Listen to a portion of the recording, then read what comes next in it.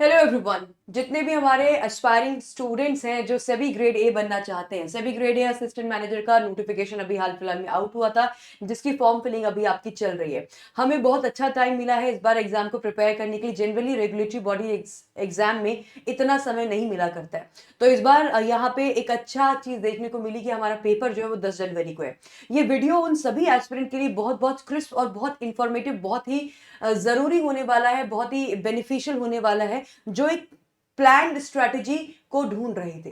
तो इस वीडियो में मैं शेयर करूंगी आपके साथ स्ट्रैटेजी, कैसे हमें अपने नंबर ऑफ आवर्स को यूटिलाइज करना है, किस तरीके से कौन कौन से सब्जेक्ट कब हमें पढ़ने हैं। तो चलिए बिना किसी देरी के शुरू करते हैं। बट बिफोर वी स्टार्ट, आप सभी को मैं बता दूं कि चैनल को जरूर सब्सक्राइब कर लीजिएगा अगर नहीं किया है, क्योंकि बहुत सारे करियर अपडेट्स हम आप लोगों के लिए लाते रहते हैं। तो let's begin without wasting time now. ये जो इसमें securities and exchange board of India, जिसको हम सेबी कहते हैं, जो एक तरीके का रेगुलेटर है, इसके अंदर आपकी असिस्टेंट मैनेजर, और ये असिस्टेंट मैनेजर का जो प्रोफाइल है ये ऑफिसर लेवल प्रोफाइल है, जिसको हम बोल रहे हैं ग्रेड ए ऑफिसर, राइट। तो ये असिस्टेंट मैनेजरियल पोस्ट है। उसके बाद इसकी इंपॉर्टेंट डेट, जो फॉर्म को भरने की आपकी, अगर अभी तक आपने फॉर्म फिल नहीं किया तो लास्ट डेट याद रहे कि लास्ट डेट आपकी 28 नवंबर है। आप प्लीज अपना फॉर्म, अगर आप एलिजिबल हैं तो उसको फिल कर दीजिएगा टाइमली, क्योंकि बहुत ज्यादा लेट मत कीजिएगा। देन आता है हमारा फेज 1 एग्जाम। ये आपके लिए बहुत इंपॉर्टेंट डेट है। हमारा फेज 1 एग्जाम जो है वो 10 जनवरी को होना है, और जो हमारा फेज 2 एग्जाम है वो 21 फरवरी को होना है। आपके पास अराउंड अराउंड 58 डेज का टाइम इन हैंड है। अगर मैं आज का दिन इंक्लूड करूं, 58 to 59 डेज का टाइम हमारे पास है। तो ऑलमोस्ट आपके पास अभी 2 मंथ का टाइम है। आप बहुत अच्छे से इसको क्या कर सकते हैं, प्रिपेयर कर सकते हैं ना। देखिए, इसका जो सिलेक्शन प्रोसेस, यानी कि आप कैसे यहाँ पे असिस्टेंट मैनेजर बन सकेंगे, सेबी ग्रेड को आप क्रैक कर सकेंगे, तो उसके लिए 3 लेयर है, 3 सेक्शन है। पहले आपका फेज 1 होगा जिसमें आपको क्वालिफाई करना है, और इसके अंदर आपके 2 पेपर होंगे, पेपर 1 एंड पेपर 2। उसके बाद आपका फेज 2 होगा, इसके अंदर भी आपका इंग्लिश का डिस्क्रिप्टिव होगा, साथ ही होगा आपका पेपर 2। फेज 2 से आपकी मेरिट बनेगी, और फिर आएगा आपका फेज 3 जो कि इंटरव्यू होगा, इससे भी आपकी मेरिट बनेगी। तो इन दोनों के मार्क्स आपके जो है वो आपको फाइनल सिलेक्शन में हेल्प करेंगे। ये केवल आपका क्वालिफाई रहेगा, लेकिन ये क्वालिफाई करना क्या आसान है। जो हमारा फेज 1 होगा उसके अंदर आपका पेपर 1 होना है और पेपर 2 होना है। ध्यान में जो देखने वाली बात है यहाँ पे वो ये कि आपके पास कोई सेक्शनल कट ऑफ यहाँ पे नहीं है। There is no sectional cut off, यानी कि ये जो पेपर 1 है जिसके अंदर आपका जनरल अवेयरनेस आने वाला है, जिसके अंदर आपका क्वांट आने वाला है, जिसके अंदर इंग्लिश आने वाली, जिसके अंदर रीजनिंग आने वाली है, जो 4 सब्जेक्ट यहाँ पे आने वाले हैं, ये टोटल 100 नंबर के आएंगे। इसके लिए आपको 1 आवर का टाइम मिलेगा। ध्यान रहे कि केवल 1 घंटे के समय में आपको यहाँ पे जितने भी क्वेश्चन दिए जाएंगे 100 मार्क्स के लिए, वो पूरे करने हैं। लेकिन उस 100 में से आपको केवल 30% नंबर लेकर आना है, केवल 30 मार्क्स आपको लेकर आने। ये आपकी स्ट्रेटेजी का पहला एक इंपॉर्टेंट पॉइंट है। दूसरा पॉइंट जो हमारे जनरल, क्योंकि ये जो फॉर्म है ये आपके जनरल और स्पेशलिस्ट स्ट्रीम के लिए निकला है, तो जनरल स्ट्रीम वाले जो है उनको जो सब्जेक्ट्स पूछे जाएंगे वो है commerce, accountancy, management, finance and costing and companies act and economics. यहाँ पे आपके 100 क्वेश्चन पूछे जाएंगे, जिसके लिए आपको केवल 40 मिनट का टाइम मिलेगा, और यहाँ पे 40% आपको मार्क्स लेकर आने, इनकी केवल 40 नंबर लेकर आपको आने। कोई आपकी सेक्शनल कट ऑफ है नहीं, 1/4 नेगेटिव मार्किंग यहाँ पे रहेगी। अब थोड़ा सा इसको बाइफरकेट करते हैं। देखिए, हम जो टाइम डिवीजन मैंने आप लोगों के लिए किया वो कैसे किया, थोड़ा इसको, ये मैंने अपने हिसाब से आपके लिए बेस्ट एक स्ट्रेटजी बनाई है। आप इसको अपने हिसाब से मॉडिफाई थोड़ा बहुत भी कर सकते हैं, ठीक है।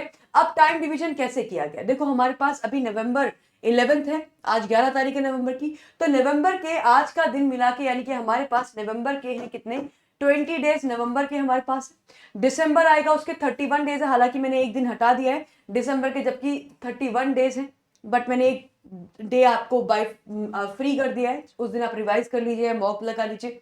देन 5 डेज आपके पास जैन के, हालांकि हमारा एग्जाम 10 जैन को होना है, तो वो जो बाकी के 5 दिन मैंने यहाँ पे इंक्लूड कर ली, बाकी के 4 डेज जो है वो आपके रिवीजन में जाएंगे, उसमें मैंने आपको कंप्लीटली फ्री कर दिया है। वो आपके सांस लेने के लिए है, वो कहीं ना कहीं आपका जितना भी आप एग्जाम से पहले जब हम तैयारी करते हैं तो कुछ कुछ चीजें हमारी छूट जाती हैं, उनको आप उस दौरान कर सकते हैं, मॉक लगा सकते हैं, बेसिकली रिविजन कर सकते हैं, है ना।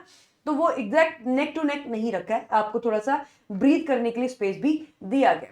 तो ये हो जाते टोटल आपके 55 डेज। अब आपको हर दिन यानी कि एवरी डे आपको देना है 5 आवर्स का टाइम। आप हर दिन अगर 5 घंटे का टाइम दे रहे हैं तो this is more than sufficient.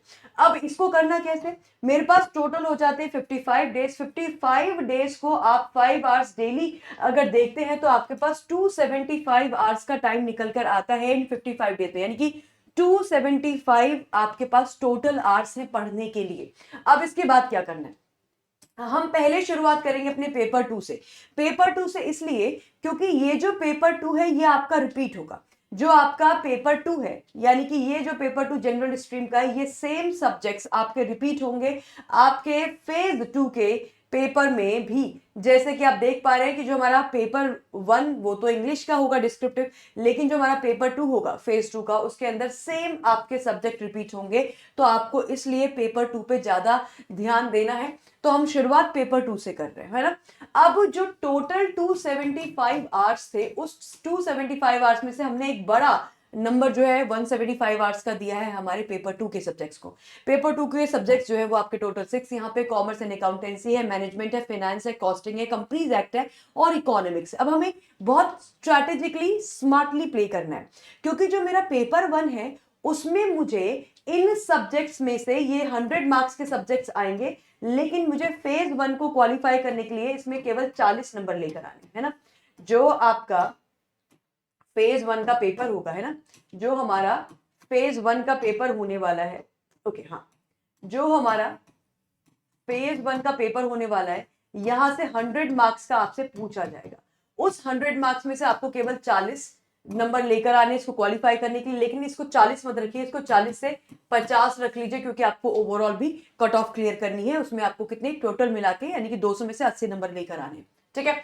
Now अब करना क्या है, ये जो मेरे पास 6 सब्जेक्ट मुझे यहाँ पे दिखाई दे रहे, इनमें से मैं सारे सब्जेक्ट्स नहीं करूंगी, इनमें से मैं बेस्ट, क्योंकि अगर आप कॉमर्स या अकाउंट्स बैकग्राउंड से है, फाइनेंस बैकग्राउंड से हैं, तो आपके कुछ सब्जेक्ट यहाँ पे ऑलरेडी आपकी नॉलेज में होंगे, आप जानते होंगे, समझते होंगे, तो अपने बेस्ट सब्जेक्ट्स को पिक करिए। अच्छा, जो लोग नहीं इस बैकग्राउंड से, तो वो क्या करेंगे, वो इनके पीवाईक्यूज को देखकर जो इजी सब्जेक्ट्स उनको लग रहे हैं वो उनको पिक करेंगे, ठीक है। तो आइदर पीवाईक्यू की हेल्प लीजिए या फिर अपने कॉमन सेंस की आप हेल्प लेंगे, अगर आप इस बैकग्राउंड के स्टूडेंट रहे हैं, राइट। तो पिक 4 और 5 बेस्ट सब्जेक्ट्स। आप 4 ले सकते हैं, आप 5 ले सकते हैं। ट्राई करिएगा कि 5 सब्जेक्ट्स लेके चले, क्योंकि 5 सब्जेक्ट्स लेके चलेंगे तो आपकी रिदम अच्छी रहेगी, हम बहुत लेथार्जिक नहीं रहेंगे, है ना। तो अब मुझे क्या करना है, क्योंकि यहाँ पे मेरे पास 175 आवर्स का टाइम है और मेरे पास यहाँ पे अगर मुझे 5 सब्जेक्ट्स लेने हैं, तो मैंने ये जो क्राइटेरिया सेट किया है 5 सब्जेक्ट्स के हिसाब से किया, ठीक है।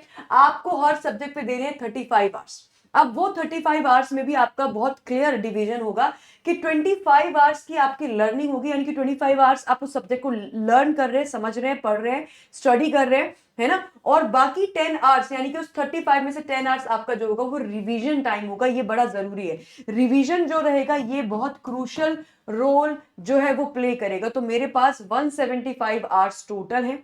मेरे पास यहाँ पे अगर 1 2 3 4 5 6 7 में 7 आवर्स की बात, यहाँ पे अगर 7 सब्जेक्ट्स की जगह मैं 5 सब्जेक्ट्स को मैं पिक करती हूं, तो मुझे हर सब्जेक्ट पे 35 आवर्स का टाइम देना है। उस 35 आवर्स के टाइम में मेरी 25 आवर्स की उस सब्जेक्ट की लर्निंग होगी और 10 आवर्स की मेरी क्या होगी, रिवीजन टेक्निक होगी। ये क्लियर है। चलिए अब आगे बढ़ते हैं। इसके आगे बढ़ने के बाद आपको ये जो 35 आवर्स है, सपोज मैंने सब्जेक्ट लिया, मैंने मैनेजमेंट का, है ना, मैंने एक सब्जेक्ट पिक कर लिया मैनेजमेंट का, ये जो आपकी दूसरी यूनिट है मैनेजमेंट को आपने पिक किया।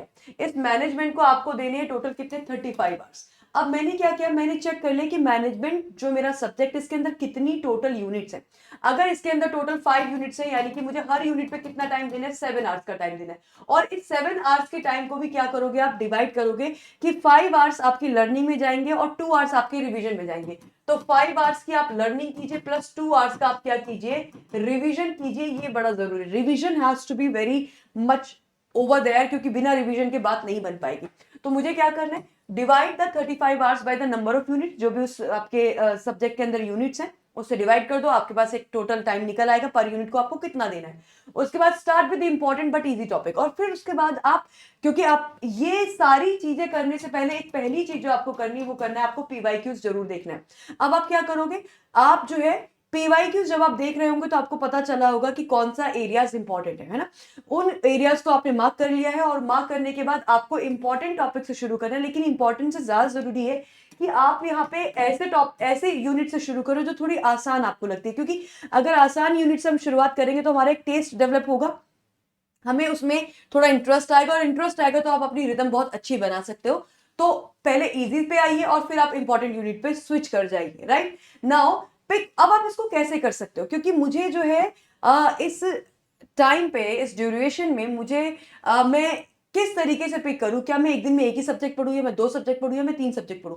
तो आपको देखिए मैंने यहाँ पे जो मुझे लगता है कि एक्सपीरियंशियल नॉलेज में शेयर यहाँ पे कर रही हूँ कि आपको हर दिन में कम से कम 2 सब्जेक्ट पिक करना चाहिए। तो आप ऐसा कर सकते हैं कि pick 1 subject for 7 straight days. आप एक ही सब्जेक्ट को 7 दिन, क्योंकि मेरे पास 35 आवर्स मुझे एक यूनिट को देने हैं। फॉर एग्जाम्पल मुझे 35 आवर्स देने हैं एक यूनिट को, तो 35 आवर्स को मैं 7 डेज में अगर डिवाइड करती हूँ तो हर दिन मैं 5 आवर्स दे पाऊंगी, क्योंकि मेरा जो क्रक्स है, जितने भी यहाँ पे जो एस्पिरेंट्स हैं वो मेजर 99% जो एस्पिरेंट्स है वो हैं जो क्या है, कहीं ना कहीं एक किसी जगह पे काम कर रहे हैं, है ना, वर्किंग प्रोफेशनल्स है। तो वो 2 घंटे का टाइम सुबह निकाल सकते हैं, 3 घंटे का टाइम शाम को निकाल सकते हैं, या 3 घंटे का टाइम आप सुबह निकाल सकते हैं, 2 घंटे का टाइम आप शाम को निकाल सकते हैं, या फिर आप 2 आवर्स का टाइम मॉर्निंग में निकाल सकते हैं, 2 आवर्स का टाइम आप इवनिंग में भी निकाल सकते हैं, और बीच में 1 आवर का टाइम अपने लंच में या ट्रैवल टाइम में आप 1 घंटे का टाइम और निकाल सकते हैं। तो मैंने मिनिमम रखा है ताकि आप मिनिमम को फॉलो कर सके।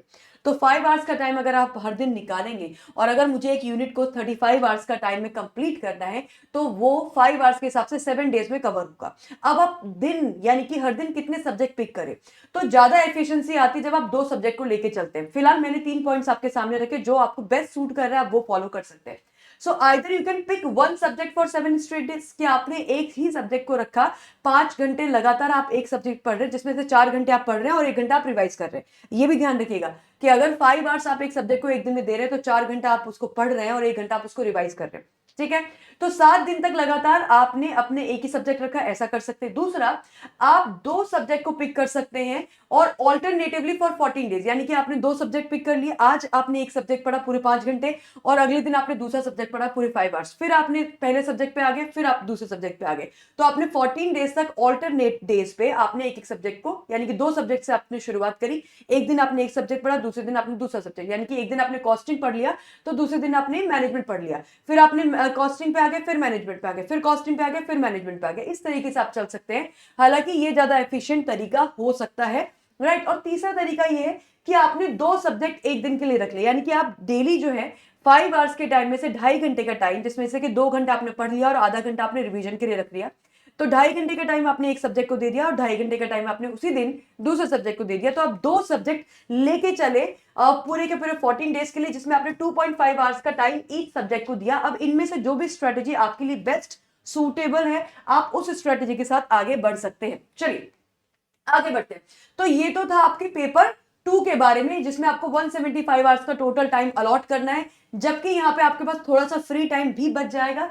आप अगर 4 यूनिट पिक कर रहे हैं तो, लेकिन ज्यादा होगा, बेहतर होगा कि आप 5 यूनिट्स के साथ शुरुआत करें और हर यूनिट पे आप 35 आवर्स अपने स्पेंड कर रहे हैं, जिसमें से 25 घंटे की आपकी लर्निंग है और 10 आवर्स की आपकी क्या है, आपकी जो है रिविजन है। रिविजन बहुत इंपॉर्टेंट है, इसका ध्यान रख के चलिएगा। और रिविजन आपको डेली बेसिस पे करना है। अगर आप किसी एक सब्जेक्ट को डेली का 2.5 घंटे का टाइम दे रहे हैं तो 2 आवर्स की लर्निंग, आधे घंटे का रिवीजन। और अगर आप डे में पूरे 5 आवर्स एक सब्जेक्ट को दे रहे हैं, एक यूनिट को दे रहे हैं, तो उसमें से 4 आवर्स की लर्निंग और 1 आवर का आपका रिवीजन। ये it has to be the thing, इससे स्टिक रहिएगा, इसको बिल्कुल भी चेंज करने की जरूरत नहीं है। अब आते हैं हम हमारे पेपर 1 पे। पेपर 1 जो है ये क्या है, ये केवल आपको क्वालिफाई करना है।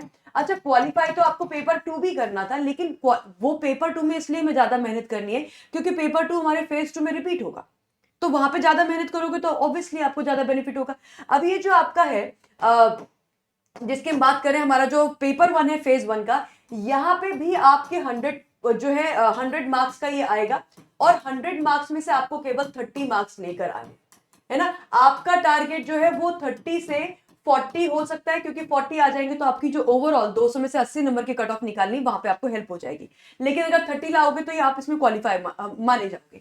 इंग्लिश है, रीजनिंग है, क्वांट है, जनरल अवेयरनेस है, इसमें सबसे ज्यादा आपको ध्यान देने की जरूरत है इंग्लिश पे, क्योंकि इंग्लिश आपके फेज 2 में जो डिस्क्रिप्टिव में आपको हेल्प करेगा। बाकी रीजनिंग है, क्वांट है और जनरल अवेयरनेस है। अब यहाँ पे मैं एक थोड़ी नई स्ट्रेटेजी आप लोगों के सामने रखने वाली हूँ। हो सकता है कुछ को ये स्ट्रेटेजी बहुत पसंद आए और उनके लिए वो काम भी कर जाए, और कुछ को हो सकता है कि वो इस स्ट्रेटेजी से अलाइंड ना हो, तो इट डिपेंड्स, है ना। ये स्ट्रेटेजी क्या है वो मैं आपके साथ शेयर करूंगी, बट बिफोर दैट ये जो आपका इंग्लिश सब्जेक्ट है जो आपके फेज 2 में भी आने वाला है, इसको इंपॉर्टेंस देंगे आप। पहली बात तो क्योंकि आपको डिस्क्रिप्टिव करना है फेज 2 में, जहां पे आपको लिखने की प्रैक्टिस होनी चाहिए, उसके लिए बहुत जरूरी होगा कि आप 15 मिनट डेली, यानी कि अभी से जब आप शुरुआत कर रहे हैं तो 15 मिनट डेली आपको क्या करना है, आर्टिकल रीड करना है। इसमें आर्टिकल रीड में चॉइसेस आपकी जो होनी चाहिए वो फाइनेंस रिलेटेड आर्टिकल अगर आप पढ़ेंगे तो ज्यादा बेहतर होगा आपकी ओवरऑल परफॉर्मेंस के लिए। तो इंग्लिश में 20 आवर्स आपको टाइम देना है, इंग्लिश में रीजनिंग क्वांट में भी 20-20 देना है, और जनरल अवेयरनेस में आपको 10 घंटे का टाइम देना है। अब ये इंग्लिश में 20 आवर्स का जो टोटल टाइम देना है, उसके अलावा 15 मिनट की आपको आर्टिकल रीडिंग डेली करनी है। ये टाइम आप ट्रैवल टाइम में निकाल सकते हैं, आप आजकल तो ऑडियो बुक्स आ गई हैं, वहां से भी कर सकते हैं ना, और या फिर आप लंच कर रहे हैं तब आप कर सकते हैं, या आप कुछ ऐसा काम कर रहे हैं जहां पे आप अपना ये रीड कर सकते हैं। तो 15 मिनट या 10 मिनट कम से कम आप एक डेली आप आर्टिकल पढ़ेंगे, and you will feel the difference, कि आप एक हफ्ते में वो डिफरेंस महसूस कर पाएंगे। इससे आपकी रीडिंग कॉम्प्रिहेंशन भी इंप्रूव होगा, और बहुत सारी ग्रामेटिकल चीजें आपकी इंप्रूव होंगी। You will be able to learn कि किस तरीके से सेंटेंस का फ्रेजेस, सेंटेंस को अरेंज किया जाता है, किस तरीके से एक वेल सेट मैनर में बात कही जाती है। तो वो सारी चीजें आपकी इंप्रूव होती रहेंगी। तो मेक श्योर करें article reading is a must. अब आते हैं रीजनिंग और क्वांट पे। इन दोनों के लिए मैंने कुछ एक नई स्ट्रेटजी निकाली है। मुझे 100 मार्क्स में से केवल 30 मार्क्स लेकर आने हैं। आपके पास 2-3 चॉइसेस है। पहली चॉइस कि रीजनिंग में आपने 20 आवर्स दिए और क्वांट में आपने 20 घंटे दिए, तो रीजनिंग के 20 घंटे, क्वांट के 20 घंटे, और इसमें हमने बहुत स्पेसिफिक टॉपिक्स को पढ़ना है, वो मैं आपको अभी शेयर करूंगी वो सारे टॉपिक, ठीक है। या फिर आप ऐसा कर सकते हैं कि इसको आपने 30 घंटे दे दिए, इसको 10 घंटे दे दिए, यानी कि क्वांट में आपने बहुत मिनिमम चीजें पढ़ ली, वो आएंगे तो मैं कर लूंगा, नहीं तो मैं क्वांट को नहीं करने वाला। और यहाँ पे आपने ज्यादा टाइम दे दिया 30 घंटे, या फिर आपने इसको 10 घंटे दे दिए और इसको 30 घंटे दे दिए कि यहाँ पे मैं कोई एक आध चीज ही करने वाली हूँ एग्जाम में, बाकी नहीं करेंगे रीजनिंग से, और मेजर टाइम हमने क्वांट्स को दे दिया, ये भी कर सकते हैं। या फिर आप ऐसा कर सकते हैं कि सारा का सारा टाइम आपने 40 घंटे का रीजनिंग को दे दिया, क्वांट आपने बिल्कुल नहीं पढ़ी, या फिर आपने क्वांट में सारा टाइम दे दिया, रीजनिंग आपने बिल्कुल नहीं पढ़ी। ये जो स्ट्रैटेजी है ये मुझे लगता है कि काम कर सकती है। रीजन ये है कि आपको 100 नंबर में से केवल 30 नंबर लेकर आने हैं, और जो आपका फेज 1 है उस फेज 1 को मैं आपको वापस से एक बार दिखाना चाहती हूं। जो फेज 1 का पेपर 1 है, जिसके अंदर आपका जनरल अवेयरनेस, रीजनिंग और क्वांट और ये सब आ रहा है, इसके लिए आपको केवल 1 घंटे का टाइम मिलेगा। इसमें केवल 30 नंबर आपको लेके आ रहा है, इसमें से आपको केवल 30 मार्क्स जो है वो लेकर आने। ध्यान रखने वाली बात यह है कि अगर मैंने कोई एक सब्जेक्ट क्वांट रीजनिंग में से कोई एक सब्जेक्ट छोड़ भी दिया, या मैंने जनरल अवेयरनेस छोड़ दिया, फॉर एग्जांपल आपने क्वांट रीजनिंग में मेहनत कर ली, डिपेंड करता है कि आप किस बैकग्राउंड से, आपका क्वांट रीजनिंग अच्छा है तो आप उसको ना छोड़ के फिर किसी दूसरे सब्जेक्ट को छोड़ सकते हो। इंग्लिश को नहीं छोड़ सकते, क्योंकि इंग्लिश जो है वो आपकी फेज 2 का भी हिस्सा है, तो इंग्लिश को छोड़ने का कोई पर्पज यहाँ पे बेहतर वो करेगा नहीं, राइट। तो आप क्वांट रीजनिंग, जनरल अवेयरनेस में से ही किसी को छोड़ सकते हो डिपेंडिंग ऑन योर बैकग्राउंड। अच्छा, आप क्वांट रीजनिंग को अगर आप छोड़ देते हो तो वहां पे एक और फैक्टर है कि आपको टाइम भी केवल 1 आवर का मिलेगा। Why I am talking about quant reasoning, क्योंकि क्वांट रीजनिंग जो है वो आपके क्या है, वो आपके प्रैक्टिस वाले सब्जेक्ट्स होते हैं। यहाँ पे आपको क्वेश्चन को पढ़ के सीधे मार्क नहीं करना, आपको सॉल्व करना है, उसके बाद आंसर निकालना है। 1 घंटे के टाइम में अराउंड आपके 80 क्वेश्चंस होंगे, उन 80 क्वेश्चंस को सॉल्व करने के लिए आपको समय चाहिए, और क्वांट और रीजनिंग दोनों में आपको सॉल्व करना होगा। कहीं ऐसा ना हो कि पूरे के पूरे 60 मिनट का टाइम आपको क्वांट और रीजनिंग ही कंज्यूम कर ले जाए। तो ये this strategy can actually work. आप इनमें से किसी एक सब्जेक्ट को अच्छे से प्रिपेयर कर सकते हैं, या फिर बहुत क्लियर हेडेड रहे कि मुझे क्वांट में केवल ये 2 चीजें करनी है, या रीजनिंग में मुझे केवल 2 चीजें करनी है। तो मैंने 3 चॉइसेस आपके सामने रखी हैं, दोनों को इक्वल टाइमिंग दे सकते हो, या इसको ज्यादा टाइम, इसको कम टाइम दे सकते हो, या वाइस वर्सा, या फिर इसको पूरा टाइम दे दिया और इसको कोई टाइम नहीं दिया, मतलब पढ़ाई के टाइम, यानी कि जब आप लर्निंग प्रोसेस में है तो आप ऐसे भी बाइफरकेट कर सकते हैं। मुझे लगता है कि किसी एक सब्जेक्ट को छोड़ेंगे तो आई थिंक वो ज्यादा बेटर आपका एक स्ट्रैटेजी निकल कर आएगा। You can really do that, क्योंकि इससे आपका लर्निंग प्रोसेस वाला टाइम भी बचेगा। एग्जाम में भी आप क्लियर होंगे कि मुझे क्वांट नहीं, मुझे रीजनिंग ही करनी है, मुझे रीजनिंग नहीं, मुझे केवल क्वांट ही करना है। एंड वाई अगेन मैं यहाँ पे थोड़ा सा एम्फेसाइज करूंगी कि हम क्वांट और रीजनिंग की ही बात क्यों कर रहे हैं, क्योंकि ये सब्जेक्ट वो है जहाँ पे सॉल्व करने के लिए आपको टाइम चाहिए होगा। और अगर आप इस बैकग्राउंड से नहीं है कि कभी आपने क्वांट नहीं पढ़ा, तो आपको ज्यादा समय लगेगा। That's a fact. ठीक है, तो इसलिए ये स्ट्रैटेजी आपके सामने। जनरल अवेयरनेस को आपको ज्यादा टाइम देना नहीं है, क्योंकि फेज 2 में ये रिपीट होगा नहीं। इसके लिए आपको केवल 10 आवर्स का टाइम लेना है। एक अच्छी पीडीएफ ले लीजिए जहां पे पिछले 3 से 4 महीने की सारी चीजें आपको मिल जाएं। That is it. 3 to 4 month का आपको ये सब कुछ कवर करना है। एक सिंपल पीडीएफ आपके पास होनी चाहिए जिसको आपको मल्टीपल टाइम्स आपने रिवाइज कर लिया। That is all. इससे ज्यादा आपको कुछ नहीं करना है इसमें। मूविंग ऑन, अब आते हैं हमारे पास बचा कितना टाइम। देखो यहां पे हमने कितना टाइम दे दिया, 70 आवर्स का टाइम यहां दे दिया, क्योंकि हमने 175 आवर्स का टाइम हमारे पेपर 2 को दिया, जो हमारा स्टार है, क्योंकि ये रिपीट होगा फेज 2 में। उसके बाद 70 आवर्स का टाइम हमने पेपर 1 में दे दिया, जिसमें मैंने आपको एक स्ट्रेटेजी आपके सामने रखी है। और फिर बचे हमारे पास 30 आवर्स का टाइम। वो 30 आवर्स का टाइम हमें देना है हमारे मॉक टेस्ट और एनालिसिस में। इसमें भी मैंने आपके लिए एक स्ट्रेटेजी जो है रखी है। जो मॉक टेस्ट और एनालिसिस करना है वो होगा क्या, जो आपका फेज 1, क्योंकि अभी तो हम फेज 1 की बात कर रहे हैं, राइट। तो जो हमारा फेज 1 है और फेज 1 के अंदर जो पेपर 1 है, उसका जब आप एग्जाम दोगे तो वो 1 घंटे का पेपर है। मॉक टेस्ट लगाओगे तो वो 1 घंटे का है ना। पेपर 2 दोगे तो वो 40 मिनट का है। एनालिसिस करने में कम से कम आपको 1 आवर का टाइम लगेगा मिनिमम, ये मान के चलिए। तो ओवरऑल आपके एक मॉक में 3 घंटे का समय लगने वाला, यानी कि आपका एक मॉक जो है पेपर में आपको मिलेगा 1 घंटा 40 मिनट का समय आपको वहां लगेगा, यानी कि 2 घंटे मान लीजिए। और उधर पे आपको 1 घंटा 20 मिनट का टाइम हमने आपको दे दिया एनालिसिस के लिए। तो टोटल 3 आवर्स का टाइम मैंने आपको एक पूरी की पूरी मॉक के लिए दे दिया। मेरे पास यहाँ पे एक्स्ट्रा टाइम बनता है, मुझे मिला कितना, 30 घंटे का। तो 30 घंटे के टाइम को हमने 3 मॉक में डिवाइड कर दिया, 3 आवर्स से डिवाइड कर दिया। तो 3 आवर्स में मुझे 3 घंटे का समय लग रहा है हर एक मॉक पे, तो मैं कितने मॉक का टाइम निकाल पाई, 10 मॉक्स का मैं टाइम निकाल पाई। अब इन 10 मॉक्स में से मुझे 10 मॉक्स नहीं देने, मुझे केवल 7 मैक्सिमम मॉक्स देने। 5 to 7 का टारगेट रखिएगा। टारगेट अगर 7 का होगा तो एटलीस्ट आप 6 मॉक्स दे पाएंगे। और वो मॉक जब आप देंगे तो यहाँ पे जो पॉइंट है ना एनालिसिस, ये बहुत क्रूशियल होगा। एनालिसिस पे पूरा फोकस आपका होना चाहिए। नाउ इसके बाद अब क्योंकि 7 मॉक्स आपने दिए, तो यहाँ पे टाइम जो है वो आपका कितना यूज हुआ, यहाँ पे 70 क्या बोलते हैं, आपके पास अभी भी जो है 3 मॉक्स का टाइम बच गया। और 3 मॉक्स का टाइम मतलब आपके पास 9 आवर्स कुछ बच जाते हैं ना।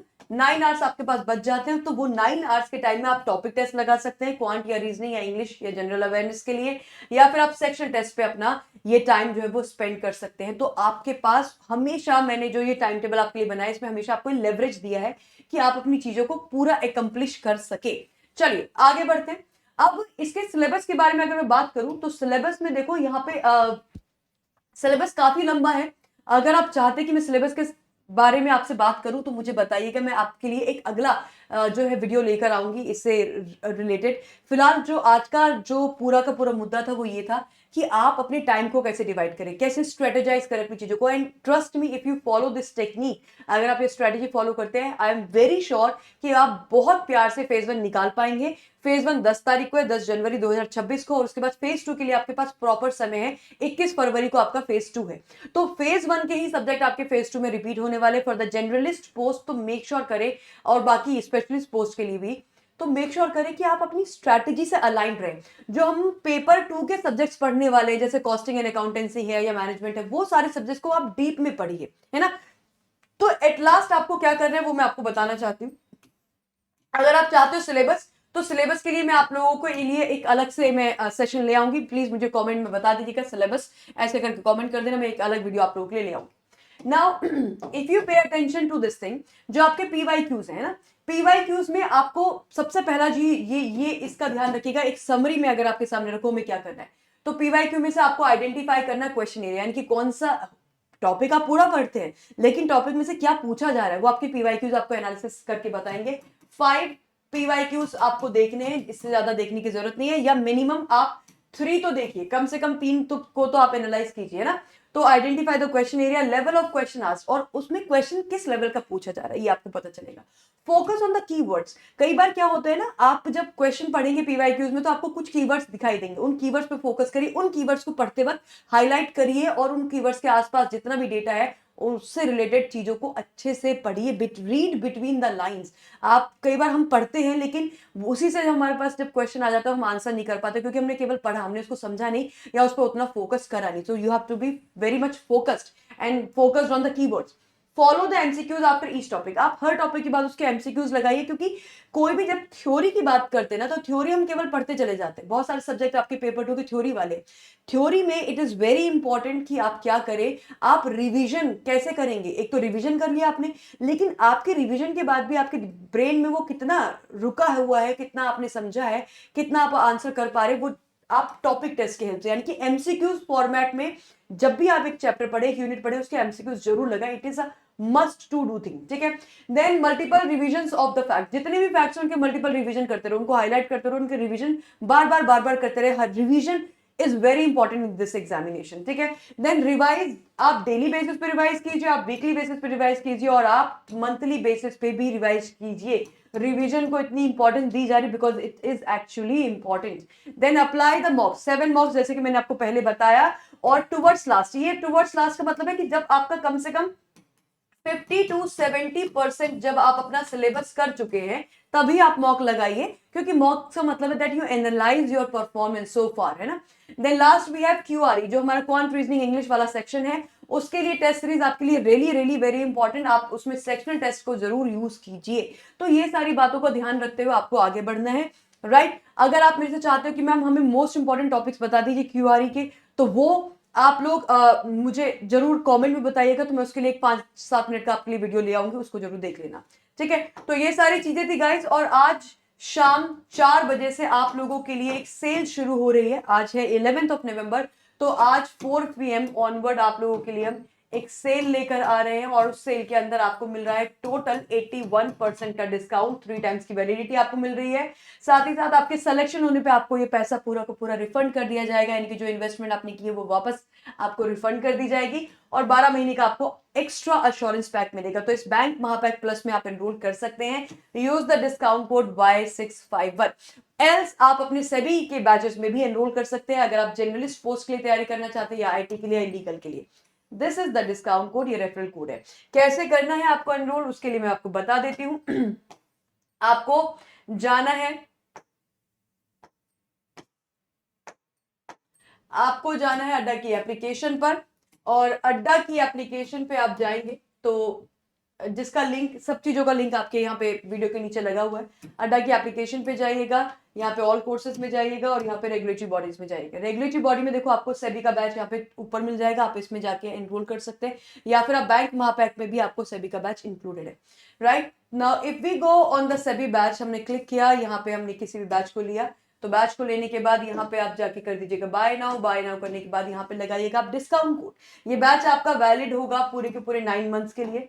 आपने यहाँ पे लगा दिया अपने discount code which is Y651, Y651, और आप कर देंगे इसको अप्लाई। जैसे ही आप अप्लाई करेंगे, ये जो फीस है वो आपकी 3200 हो जाती है। और अगर आपको बैंक महापैक प्लस में एनरोल करना है, तो आज शाम 4 बजे के बाद आप कर सकते हैं, क्योंकि आपको वहां पे मिलने वाले मैक्सिमम डिस्काउंट्स, ठीक है। तो ये सारी चीजें आप लोगों के साथ हमें शेयर करनी थी। मेक श्योर करें ये रेफरल कोड आप मिस मत करिएगा, रेफरल कोड आप जरूर लगाइएगा। इसके साथ साथ और भी आपको कोई हेल्प चाहिए तो मुझे जरूर बताएं कमेंट सेक्शन में। Take care, all the very best guys, अच्छे से तैयारी कीजिए। आई थिंक आपके पास एक बहुत बड़ा एक, मैं बोलूंगी, अपॉर्चुनिटी है, जिसके लिए आप तैयार कर सकते हैं अपने आप को। Thank you everyone, all the very best.